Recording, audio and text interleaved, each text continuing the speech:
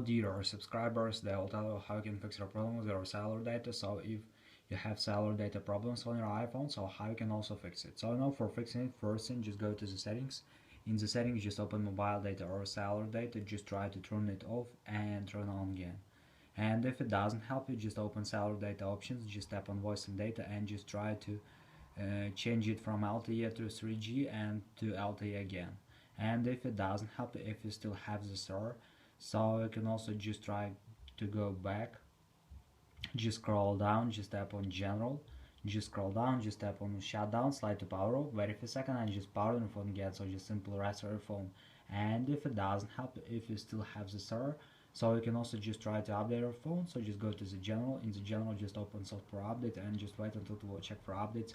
And if you see here available update, just tap on download and install and wait until it will successfully install those latest updates for your iPhone. So thanks for watching, have a nice day, subscribe to my channel if you like, and goodbye.